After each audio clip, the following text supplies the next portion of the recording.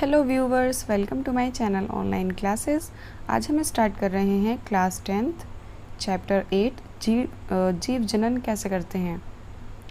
तो इस चैप्टर का ये फर्स्ट पार्ट है और इसका सेकंड पार्ट अपलोड कर दिया जाएगा। इसको दो पार्ट्स में डिवाइड करा है। देखिए, हमारा जो शरीर होता है वो कोशिकाओं से बना हुआ होता है, करोड़ों कोशिकाओं से। और उसके बीच में क्या पाया जाता है? केंद्रक पाया जाता है। और केंद्रक के अंदर होता है डीएनए। वैसे तो और भी बहुत सारी चीज़ें होती हैं, पर क्या पाया जाता है? डीएनए। और यही जो डीएनए होता है यही आनुवांशिकता का कारण होता है। मतलब हम अपने पेरेंट्स जैसे दिखाई देते हैं और हमारे पेरेंट्स अपने पेरेंट्स जैसे दिखाई देते हैं। अगर हम उनके जैसे दिखाई भी नहीं देते तो कई बार हम उनके जैसी हरकतें करते हैं या हमारी पसंद नापसंद पेरेंट्स जैसी होती है। तो ये जो आदतें होती हैं और ये जो हमारा लुक होता है तो ये हमारे डीएनए से बनता है। जैसे कि माँ या पापा में से दोनों में से किसी के बाल कर्ली होंगे तो बेबी के भी ज़रूर कर्ली होते हैं या स्ट्रेट होते हैं, या रंग का गोरा या काला होना। तो ये सारी चीज़ें डीएनए पे डिपेंड करती हैं। तो ये होती है आनुवांशिकता कारण। जो पीढ़ी दर पीढ़ी चलते जाते हैं उनको कहते हैं आनुवांशिकता कारण। और ये प्राकृतिक है, इसको बदला नहीं जा सकता। तो इसमें दो तरीके का जनन है इस चैप्टर में। पहला है अलैंगिक जनन और दूसरा है लैंगिक जनन। अलैंगिक जनन वह जनन है जिसमें जनन करने के लिए दो लोगों की ज़रूरत, मतलब दो प्राणियों की ज़रूरत नहीं होती, जैसे कि मेल और फीमेल, अकेला ही काफ़ी है। ऐसे पौधे भी होते हैं और ऐसे बहुत सारे सूक्ष्म जीव होते हैं, मतलब माइक्रो ऑर्गेनिज्म, जिनको हम सिर्फ माइक्रोस्कोप से देख सकते हैं। ऐसे वो बहुत सारे होते हैं। तो फर्स्ट हम अलैंगिक जनन के बारे में पढ़ते हैं कि ये क्या होता है। इसमें प्रजनन करने के लिए या जनन करने के लिए मेल और फीमेल दोनों का होना ज़रूरी नहीं होता, एक जीव भी काफ़ी है। और ये सबसे ज़्यादा किस में होता है? सूक्ष्म जीवों में होता है। इसके कई टाइप्स होते हैं, मतलब ऐसा नहीं होता कि इनमें जो जनन होता है वो इंसानों जैसा होता है या जानवरों जैसा होता है, कि कोई अंडे देता है या कोई डायरेक्ट बच्चे देता है, ऐसा नहीं होता। इसमें बहुत सारे टाइप्स होते हैं जनन के, जैसे कि विखंडन, खंडन, पुनरुद्भवन। पुनरुद्भवन का मतलब होता है पुनर्जनन, दोबारा से जन्म लेना। या फिर मुकुलन, कायिक प्रवर्धन, बीजाणु समासंग। और हम इन सबको डिटेल से पढ़ने वाले हैं, जिसमें से सबसे पहले हम आते हैं विखंडन पर। विखंडन क्या होता है? ऐसा पता है किस में होता है? ऐसा सबसे ज़्यादा होता है जो एक कोशिक जीव होते हैं। मतलब जैसे कि हम हैं, हम करोड़ों कोशिकाओं से मिलकर बने हुए हैं। करोड़ों कोशिकाओं से मिलकर हमारा एक एक अंग बना हुआ है और उसके बाद एक एक अंग मिलकर हमारी पूरी बॉडी बनी हुई है। लेकिन कुछ जीव ऐसे होते हैं जो सिर्फ एक कोशिका से बने हुए होते हैं। तो सोचिए वो कितने छोटे होते होंगे, सिर्फ एक कोशिका से बने हुए। उनको सिर्फ बहुत ही हाई क्वालिटी जो माइक्रोस्कोप होते हैं उनसे देखा जा सकता है। इसमें अनेक तरीके के जीवाणु और जो प्रोटोजोआ होते हैं उनकी कोशिकाएं विभाजित हो जाती हैं, जैसे कि अमीबा में होता है। अमीबा को तो आप जानते ही हैं, 8th क्लास से, 7th 8th से हर बार आता है। अमीबा क्या होता है? बीच में से ये दो हिस्सों में बढ़ जाता है, जैसे कि आपको यहाँ पे चित्र में दिखाई दे रहा है। अमीबा पहले एक होता है और फिर जब इसको दो होना होता है तो ये बीच में से हल्का सा डिवाइड होने लगता है, फिर और डिवाइड होता है और फिर दोनों दो बराबर भागों में विभाजित हो जाता है, बट जाता है। और इस तरीके से ये जनन करता है। मतलब इस तरीके से जो है ये अपनी पीढ़ी को आगे बढ़ाता है। फिर जो दूसरा उससे विभाजित हुआ है वो भी ऐसे ही विभाजित होते जाते हैं और अपनी पीढ़ी को बढ़ाते जाते हैं। लेकिन ऐसा जो है वो एक कोशिक जीवों में देखा जाता है, लेकिन सभी एक कोशिक जीव एक जैसे नहीं होते। ये नहीं कि जितने भी एक कोशिक जीव होंगे, एक कोशिका वाले, सब इसी तरीके से जनन करेंगे। बहुत सारे अलग भी होते हैं, जैसे कि लेस्मानिया के बीच में से विभाजन नहीं होता, बल्कि इसका विभाजन नीचे की तरफ से होता है, जैसे कि आपको चित्र में दिखाया जा रहा है। ये जो है तल से डिवाइड हो जाता है, मतलब नीचे की ओर से डिवाइड हो जाता है और दो पार्ट्स में बट जाता है, और इसी तरीके से इसकी पीढ़ी चलती रहती है। तो ये जो डिवाइड होने वाला है, चाहे वो बीच में से डिवाइड हो रहा है, चाहे वो तल से नीचे से डिवाइड हो रहा है, कहीं से भी डिवाइड हो रहा है, तो इसको हम कहेंगे विखंडन। ऐसा और भी बहुत सारे एक कोशिक जीवों में होता है, जैसे कि मलेरिया और प्लाज्मोडियम, इन सब में भी ऐसा होता है कि इनके पार्ट्स अलग अलग डिवाइड हो जाते हैं। और लेकिन इनका जो ये जो डिवाइड होते हैं ये इस तरीके से डिवाइड नहीं होते, जैसे कि अमीबा 2 पार्ट्स में डिवाइड हो जाता है और लेशमानिया भी 2 पार्ट्स में डिवाइड हो जाता है। लेकिन जैसे कि मलेरिया है, प्लाज्मोडियम है, ठीक है, ये बहुत सारे पार्ट्स में एक साथ डिवाइड होता है, तभी तो ये बीमारी इतनी तेज़ी से फैलती है।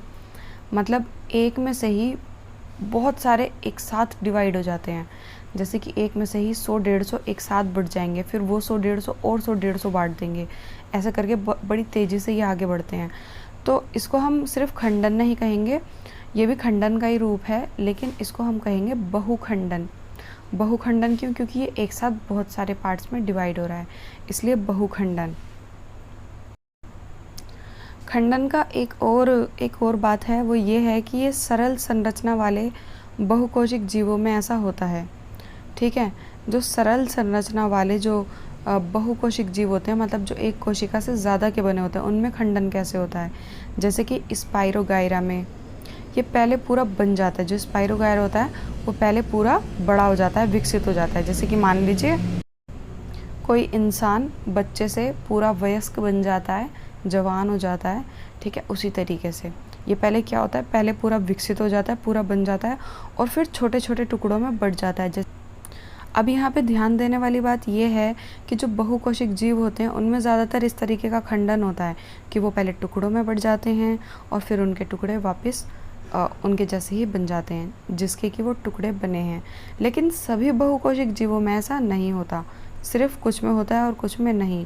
बिकॉज कोशिकाएं मिलकर क्या बनाती हैं, उत्तक बनाती हैं, और बहुत सारे उत्तक मिलकर क्या बनाते हैं, हमारे अंगों का निर्माण करते हैं, जैसे कि हाथ पैर या जो भी अंग होगा। अंग मिलकर क्या बनाते हैं, पूरा शरीर बनाते हैं। तो बहुकोशिक जीवों को जनन के लिए अधिक जटिल विधि की आवश्यकता होती है, सभी इस तरीके से नहीं होते कि स्पाइरोगायरा की तरह। बहुकोशिक जीवों को जनन के लिए अधिक जटिल विधि की आवश्यकता होती है। इसके बाद हम आते हैं पुनरुद्भवन पर। पुनरुद्भवन का मतलब होता है पुनर्जनन, मतलब दोबारा से जन्म लेना। इसमें क्या होता है, कुछ जीव ऐसे होते हैं जो अपने टूटे हुए भाग से एक नए जीव का निर्माण कर लेते हैं, जैसे कि यहाँ पे आपको चित्र में दिखाया जा रहा है। अगर ये कुछ भागों में टूट जाता है या इसके टुकड़े हो जाते हैं, तब इसके टुकड़े खुद को एक नए भाग में विकसित कर लेते हैं, इसे पुनरुद्भवन कहते हैं। और ऐसा किस में होता है भाई, ऐसा कौन करता है? ऐसा करता है प्लेनेरिया। जैसा कि अभी खंडन में बताया था ना, कुछ उसी टाइप से समझ लीजिए। तो एक तरीके से जैसे कि ये मर जाता है, पहले टुकड़ों में डिवाइड हो जाता है और फिर इसके बाद इसके टुकड़े पूरे पूरे वापस वही जीव बन जाते हैं जो जीव ये होता है। तो एक तरीके से इसका क्या हो जाता है, पुनर्जन्म हो जाता है। तो इसलिए इसको कहते हैं पुनरुद्भवन। इसके बाद हम आते हैं मुकूलन। मुकूलन में क्या होता है, इसमें क्या होता है कि जो जीव होता है वो किसी भी जगह पर एक कुबड़ा सा निकल आता है, एक उभार निकल आता है, ठीक है। कहीं पे भी एक कुबड़ा निकल आता है, फिर वो कुबड़ा बड़ा होता जाता है और वो इतना बड़ा होता है जैसे कि वो जीव खुद है ना, वैसे ही उसका वो कुबड़ा बड़ा होके और फिर जब वो पूरा बड़ा हो जाता है तो उससे हट जाता है और फिर साइड हो जाता है। अब ऐसा किस में होता है भाई, तो ऐसा होता है हाइड्रा में, जैसे कि आपको यहाँ पे पिक में दिख रहा है ना, हाइड्रा में। इसी तरीके से ये भी सूक्ष्म जीव है और इसमें क्या होता है, ये ऐसे कुबड़ा सा निकल के आता है और फिर ये इसके जैसा ही एक नया जीव बन के साइड में आ जाता है। तो इसका भी जनन करने का अपना ही एक अलग अंदाज है। इसके बाद हम आते हैं कायिक प्रवर्धन पे। इसमें क्या होता है, ये जो होता है कायिक प्रवर्धन, ये होता है पौधों में, ये सूक्ष्म जीवों में नहीं होता, ये होता है पौधों में। बहुत सारे पौधे ऐसे होते हैं जैसे कि उसकी जो जड़ होती है, तना होता है, पत्तियां होती हैं, उनमें से दूसरा पौधा निकल आता है। जैसे कि आपको यहाँ पे पिक में दिखाई दे रहा है ना, मतलब पत्तियों में ही छोटी छोटी पत्तियाँ आ जाती हैं, फिर वो पत्तियाँ अलग हो जाती हैं या फिर वो पत्तियाँ ज़मीन पे गिर जाती हैं और नया पौधा उगा लेती हैं। तो ऐसा जड़ में भी हो सकता है, तने में भी हो सकता है, पत्तियों में भी हो सकता है, कहीं पे भी हो सकता है। वहाँ पे पता है क्या होता है कि दूसरा पौधा निकल आता है अपने आप ही, बिना बीज के। इसे जो है पौधे का जनन कहते हैं, मतलब ये पौधे इस तरीके से अपना जनन करते हैं। इसका उपयोग कृषि में भी किया जाता है। किसान ऐसा करते हैं जिसको हम परतन, कलम अथवा रोपण कहते हैं। जैसे कि आपने देखा होगा कि गुलाब का कोई बीज नहीं उगाया जाता, गुलाब की जो डंडी होती है उसको कलम कहते हैं। उसको एक शेप दी जाती है और फिर उसको उगा दिया जाता है और उससे गुलाब का जो है वो पौधा उग आता है। ऐसे ही परतन और रोपण ये अलग अलग टाइप्स हैं, लेकिन ये होता सब में ऐसे ही है जिनमें डायरेक्ट जड़, तना या पत्तियों में से दूसरे पौधे निकल आते हैं। तो ऐसा किस किस में होता है? ऐसा गन्ना, गुलाब, अंगूर, इस टाइप के कुछ उदाहरण हैं जिसमें ऐसा होता है। और हाँ, जैसे कि केला, संतरा, चमेली, इस टाइप में भी ये यूज़ होता है। चमेली फूल का नाम है। तो जो इस तरीके के पौधे होते हैं जिनके बीज नहीं होते, उनको कायिक प्रवर्धन का काफ़ी फ़ायदा होता है। जैसे कि केले का कोई बीज नहीं होता, तो इसको कायिक प्रवर्धन से उगाया जाता है। और सबसे अच्छी बात पता है क्या है कायिक प्रवर्धन की? कि जिस नस्ल का पौधा उगाया जाता है, जिस क्वालिटी का पौधा उगाया जाता है, वह आनुवांशिकता के बिल्कुल सेम टू सेम होता है। जैसे कि हम गन्ना उगा रहे हैं, अगर हम पतला गन्ना उगा रहे हैं, पतले गन्ने पे हम कायिक प्रवर्धन कर रहे हैं, तो जो गन्ना उगेगा वो भी उसी नस्ल का होगा, उतना ही पतला होगा, उतना ही मीठा होगा, बिल्कुल वैसा ही होगा। अगर किसी अच्छी क्वालिटी का उगाएंगे तो अच्छी क्वालिटी का उगेगा। तो इसमें ज़्यादा मतलब उतनी मेहनत की ज़रूरत नहीं होती। सिर्फ अच्छी नस्ल का हमें जो उगाने के लिए अच्छी नस्ल का कलम वगैरह ये सब लेनी है कायिक प्रवर्धन करने के लिए, और फिर क्या होगा, सेम टू सेम उसी आनुवांशिकता का पौधा उग कर आएगा। इसके बाद हम आते हैं बीजाणु समासंघ पर। ये क्या होता है? ऐसा होता है, बीजाणु समासंघ जो है ये भी एक तरीके का क्या है, सूक्ष्म जीव है। तो ऐसा होता है, जैसे कि आपने देखा होगा, आपने ब्रेड देखी है, ब्रेड को किसी गीले स्थान पर अगर हम रख देते हैं तो उसमें ग्रीन कलर का कुछ लग जाता है जिसको हम फंगस कहते हैं। तो वो फंगस होते हैं उसमें जो ग्रीन कलर के होते हैं। इसमें पता है क्या होता है, इसको अगर हम माइक्रोस्कोप से जूम करके देखेंगे तो इसमें धागे टाइप के कुछ हमें संरचनाएं दिखाई देती हैं, धागे धागे टाइप के। अब ये जो धागे होते हैं ना, जैसे कि आपको यहाँ पे पिक में दिखाई दे रहा है, ये जो धागे धागे होते हैं ये जनन का पार्ट नहीं है, ठीक है। ये सिर्फ उन बीजाणुओं को उनको सेव करने के लिए हैं। पर इनके ऊपर जो ये गोल गोल गुच्छे बने हुए हैं ना, ये जो गोल गोल अंडे से हैं, गुच्छे टाइप में जैसे अंगूर हों, इन गुच्छों को कहते हैं बीजाणु धानी। और इसके अंदर बीजाणु पाए जाते हैं। अरे वाह, इतनी सेफ्टी तो यहाँ पर जो बड़े बड़े सेलिब्रिटी हैं वो भी अपनी नहीं करते जितनी बीजाणु करते हैं, क्योंकि इनके ऊपर जो ये गोल गोल अंडे टाइप के बने हुए हैं ना गुच्छे से, ये इनके चारों तरफ एक मोटी भित्ती होती है, एक दीवार होती है जो बीजाणुओं की रक्षा करती है। जब ये नम सतह में आते हैं, नम सतह होती है मतलब हल्की गीली, ये नहीं कि एकदम पानी जैसी गीली, मतलब नमी टाइप, ना ज़्यादा सूखी और ना एकदम गीली, नमी होनी चाहिए उसमें।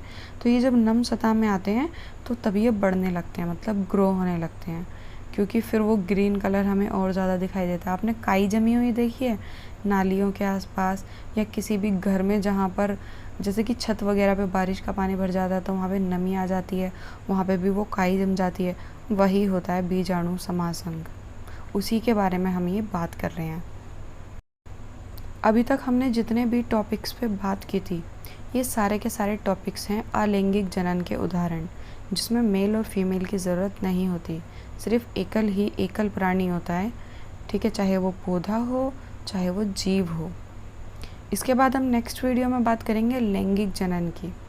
लैंगिक जनन मतलब जिसमें दो प्राणियों की ज़रूरत होती है, चाहे वो मेल फीमेल हो, चाहे वो जानवरों में हो, मनुष्य में हो, या फिर वो पौधों में हो। तो इसमें भी हम पौधों में, मनुष्य में और जानवरों में, सब में हम इसमें बात करेंगे नेक्स्ट वीडियो में। मिलते हैं नेक्स्ट वीडियो में। Bye guys.